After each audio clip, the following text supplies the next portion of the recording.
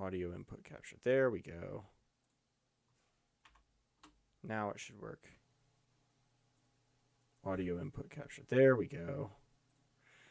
Oh my gosh. Now it should work. Audio input capture. There we go. Well, shit. I was recording. Oh my gosh. So I'll probably now it should work. I'll probably just start here. Audio input capture. There we go. Well, shit. I was recording. Oh my gosh. So I'll probably just start talking for like 15 minutes. But that's okay. I'll probably just start here. Audio input capture. There we go. Well, shit. I was recording. Oh my gosh. So I'll probably now just start talking for 15 minutes. But that's okay. I'll probably just start here. Audio input capture. There we go. Well, shit. I was recording. Oh my gosh. So I'll probably now just start for 15 minutes. But that's okay. I'll probably just start here. Audio input capture. There we go. Well, shit. I was recording. Oh my gosh. So I'll probably now just start for 15 minutes. But that's okay. I'll probably just start here. H-1B visas and immigration. And it's all anyone's been talking about on the right wing for the last 2 days, so I thought I'd weigh in. It's a big conversation, and it's one that's been going on for not just the last couple days, but the last couple decades, really. And it's unfortunately devolved into a bunch of like racism going in both directions. People calling each other Pajits and stupid white boy and this and that and the other. And I mean, obviously those kinds of racial slurs don't do anything to help like figure things out. But neither does just focusing upon the racism and being like, oh, these people are terrible racists. And a lot of the libertarians participants, the sort of tech bros, are doing that now. They're just like, oh my gosh, I've seen the racist underbelly. Scott Adams was like, I can understand Indians quitting the Republican Party now. It's okay, and you're trying to persuade them to do that. You're trying to achieve a rhetorical middle ground here. You're posturing. That's fine, but like that's not any better. So it's worth looking at the arguments that people like Vivek and Elon Musk are making, and the arguments that people like Mike Cernovich and Jack Posobiec are making, and talking about them in the broader sense. So the background here is Elon Musk made a post basically saying we need to bring in the best tech workers from wherever we can find them. The claim is that there's a huge labor shortage in the tech world, with engineers specifically, but everything digital, that coders, programmers, networkers, like that whole world, there's a huge labor shortage, supposedly. So we need to import more labor. And this was met with a huge pushback, a huge wave of resistance from the right-wing base, who generally likes Elon, generally likes Vivek, generally likes a lot of these guys, and is like, replacing our labor force is not a win for America. It's a win for someone, but it's not a win for us, and so what it comes down to is the sides that have emerged on the right, and I think it makes sense to talk about it in this term. It is you have the sort of libertarian meritocrats on one side, whose focus is on excellence, and on the other side, you have the paleocon loyalists, whose focus is upon duty and what we might call jurisdiction and sovereign obligation. Who do we have loyalty to? Now, as you can probably tell by my framing, I don't view this as like good guys versus bad guys. Here we have two competing virtues. Who doesn't love excellence? But excellence for whom, right? Loyalty and duty are also important and matter.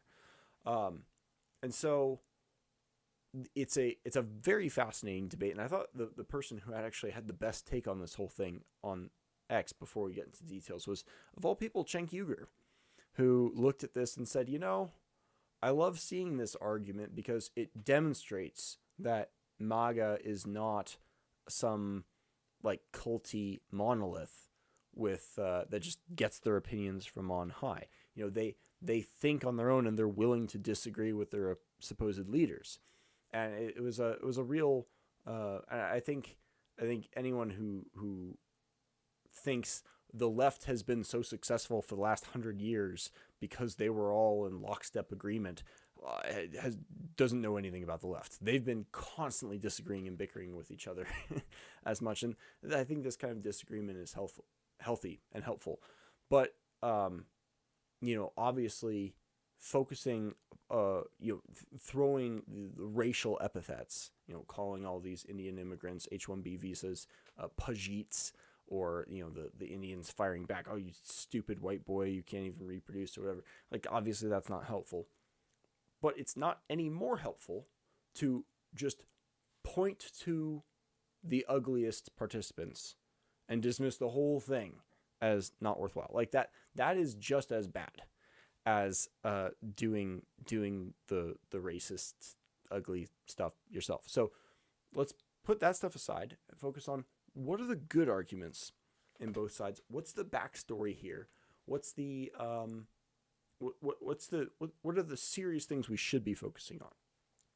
Now, so the claim that Elon Musk is saying, and sort of the justification for saying we really need to fill this labor shortage in the tech world, is that we are in a sort of AI tech battle with Russia, with China, with the rest of the world, for control of all this new technology, all this AI stuff. And if we don't win that race, someone else is going to win the race, and that's not going to be good. So we have to take charge. We have to win this. Our time is now. We've got to jump in on this. That might be true, might not be true. Kind of hard for people outside of the tech space to gauge how urgent this is. Could be really urgent, and if we underestimate it, the price could be fairly dire. But it might be a little overblown too. Just something to consider as a possibility. But let's put the tech stuff on hold for a moment and focus back on immigration more broadly. In 1965, the United States passed the Hart-Celler Act, which dramatically increased immigration levels in the United States. Between then and now, I'll have to double check my numbers. I'm sure someone can double check me here. The United States has received something like 70 or 80 million immigrants in a little under 70 years, which is, as Vox Day and Red Eagle point out in their book, Cuckservative, this is the largest and fastest migration of human beings in all of history. All of history. There's never been a larger or faster movement of people to one place, ever. Now, historically, according to Martin Van Crevel, an Israeli military historian, in one of his essays that was published in There Will Be War, which was a study on the relationship between migration and warfare. In many cases, in fact, if not most cases, the relationship between migration and war is close to 1-1. Either migration is the result of war or migration causes war, but in some cases, migration is actually identical with war. In other words, what was migration is later talked about by historians as a war or as an invasion. For example, like the Hunnic movement across the steppe, like those weren't just military horse raiders. They were bringing their families and children and villages with them, a lot of the Native American migrations of the tribes, a lot of the African, the Bantu tribes moving across the continent. Those were migrations, but we talk about them as war because of the consequences over the course of the centuries that those migrations happened. So, given that the United States has received the largest movement of foreign people into their land in all of human history, and in the fastest time frame as well, we are sitting on a time bomb as far as civil unrest and conflict is concerned. Now, that doesn't guarantee that powder keg blows off. Anything could happen. But it's a very urgent and dire situation, historically speaking. Now, when we compare that urgency and the scale of the immigration problem that the United States is currently sitting on to the labor shortage in the tech world, to me it feels like the immigration problem, which is really a cultural cohesion problem. And it's not one that can't be fixed in some way, but it desperately needs to be addressed, like even more than the debt.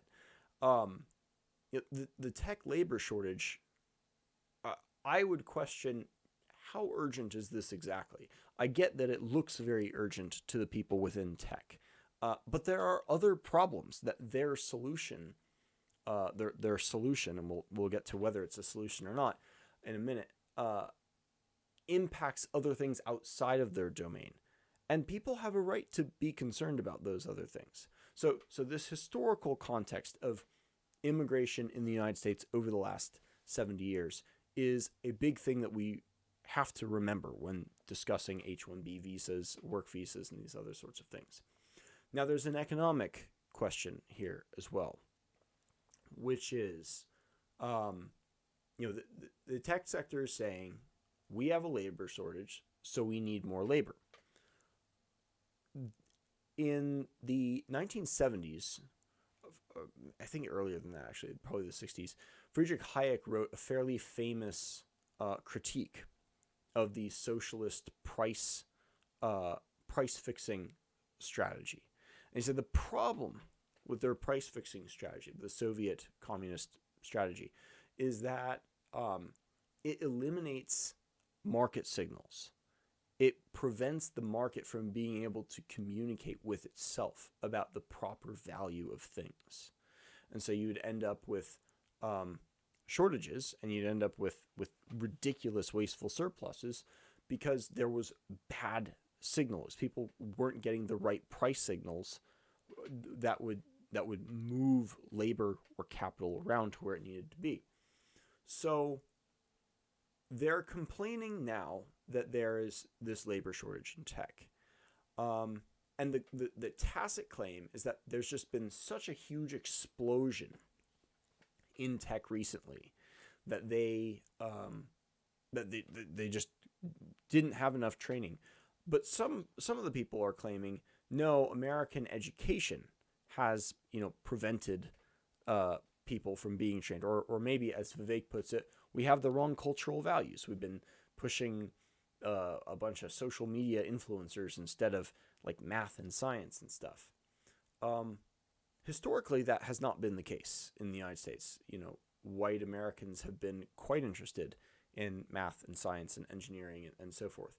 Maybe a more likely reason why American citizens have not been getting as much of that kind of training is because they've been systematically pushing out white males.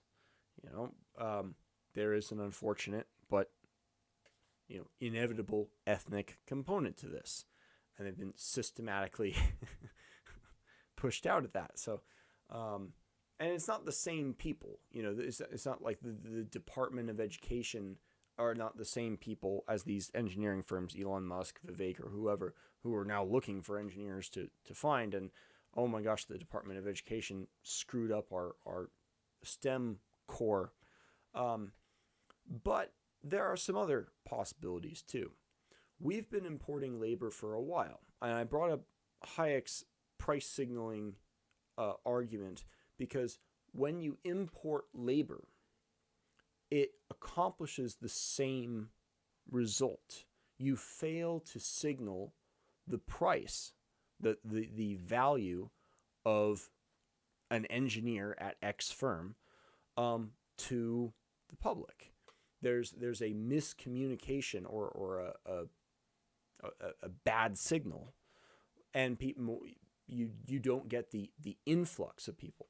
And of course, this is because these companies don't want to pay as much, obviously, because the signal is more money. We are getting basically labor inflation, and this can actually cause its own problems. It can create a labor bubble. which would be its own issue. But I wanted to put in this price signaling problem because I think it's a big subject, and I think it's an under-addressed subject in this broader conversation. Now, all of these points I'm making about the historical danger we're already sitting on and the economic dangers of manipulating labor supply in order to meet a demand, which is not really a labor shortage so much as it is a like an unwillingness to pay the money for it. Maybe there just aren't enough people, but you know, I find that hard to believe because I know of, you know, engineers and people in that tech world who have a tough time finding jobs, and some of it is you know, incentives that were put in place, like I mentioned before, government programs, DEI programs that pushed out many people, and so now they're kind of getting you know, lying in the bed they made and complaining about it. Again, sometimes not the same people, but you're not necessarily helping yourself in the long run by creating short-term fixes with their own sets of side effects in the current in the present. And it's especially it triggers, I think, people's feelings of injustice when the people who were pushed out over the last 30 years are now being kind of doubly punished by being replaced in their own labor market, and on top of that, blamed for it, for not having their culture right or whatever. So, and I think the people who have this sense of injustice and get a little pissy with Vivek Ramaswamy are justified in their anger about that. I think that makes sense. Now, none of that addresses Elon Musk's core claim, which is that, like, really what matters is the top 0.01% best engineers. And, you know, immigration in itself is not a bad thing. You know, people forget the American rocket program of the 20th century. It's not done by Americans. Someone messaged me on X and said Werner von Braun was as American as apple strudel, and I thought that was a perfect take. There is a point to be made here against the ethno-nationalists who say it's all like ethnos. It's all about the nation and loyalty to your people and stuff. If you go back in history, in any place in the world, and find a single population, there is no such thing as an ethnically pure people. Every people on the planet are the product of immigration and blending of cultures. Now, I'm not saying that therefore all people are equal or any of this other nonsense. I'm not trying to equivocate and act like an immigrant from one country is the same as an immigrant from another country, because that's a stupid argument. That's a very stupid argument.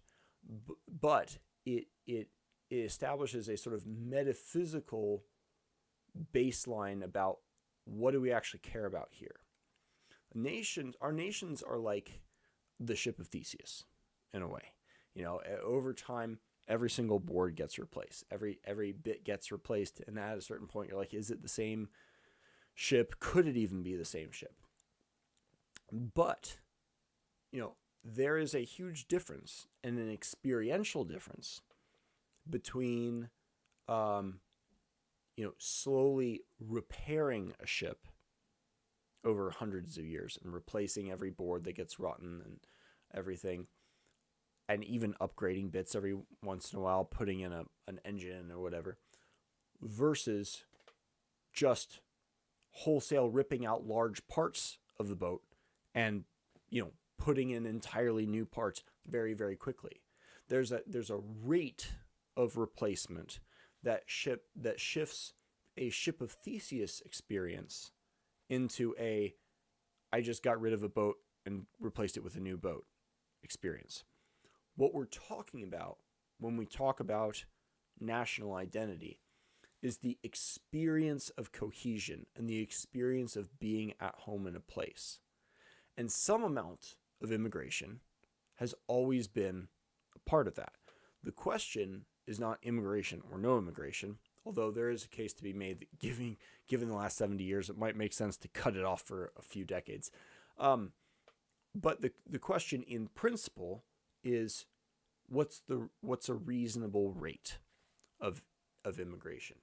And what Elon Musk is talking about the top 0.01% or whatever, is not that's just common sense, as far as I can tell.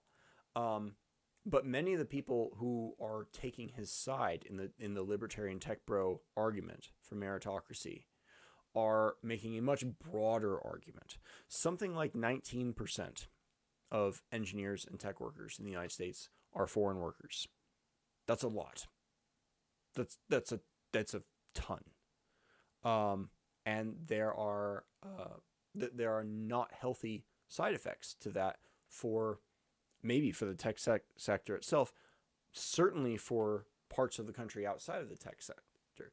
And it has everything to do with the native population feeling at home in their own country, and violating that rate rule, whatever it is. And that's something we need to negotiate. The conservatives don't have the right to just say, this is what it is, and it's like, 0.02% or something Spartan like that. Sparta is the one country that Machiavelli claimed died from insufficient immigration. Most other countries suffer the other problem.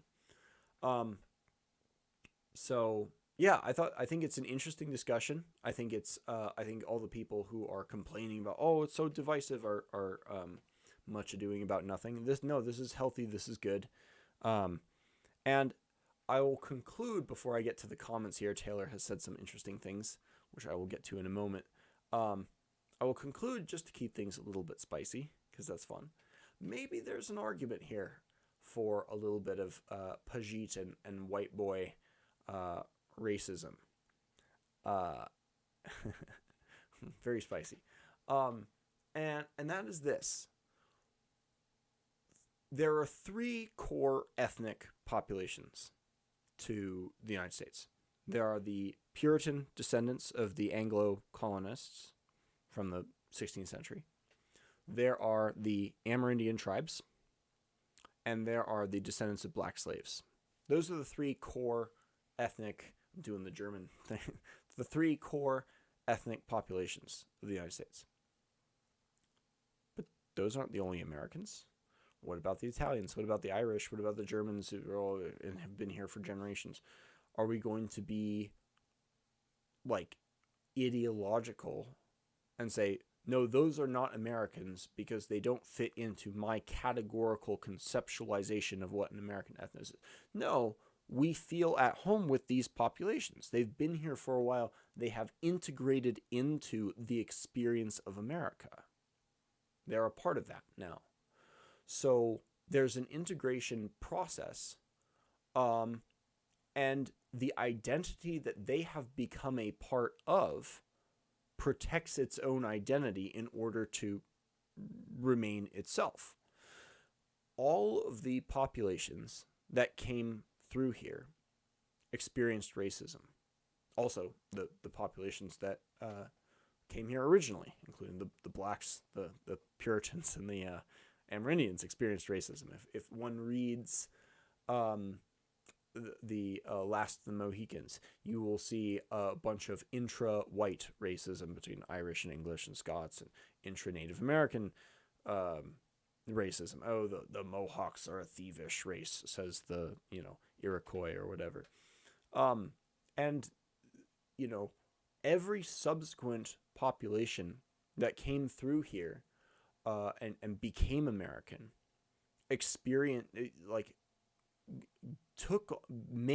earned the right to become American through a sort of trial by fire, what one might say hazing.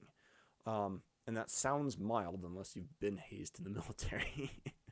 But and military is, I think, a good example. We have the famous scene from Full Metal Jacket where the drill instructor informs all the recruits in the full gamut of ethnic slurs. I don't care what you are, you wop kike, whatever, this, that, the other. You're all equally worthless in my army, you know. And it's a breaking down of the old identity in order to forge a new identity. So am I saying hazing is necessary in order to turn someone into American? I don't know. It's an interesting idea to think about.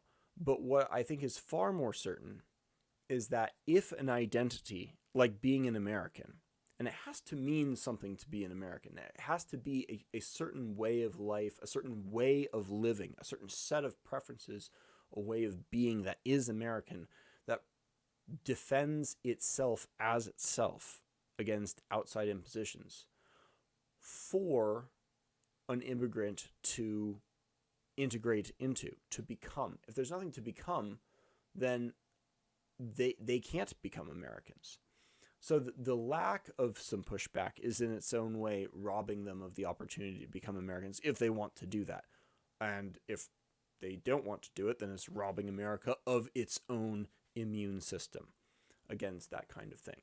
So one could make an argument that the Irish were perhaps the most graceful in the acceptance of this abuse. I liken it to, I once made an argument that was only semi-joking on the blog that fireworks should be illegal on 4th of July because when they're illegal, it's more American to do it. I think any German listening to this be like, what? That makes no sense. If you want to do it, you want it to be legal, or you don't do it. Americans get it, though. Americans find it funny and maybe even agree in a not so funny way. And that's what it means to be a part of this. And you sense this in immigrants who've come here and who get it, and some of them who don't.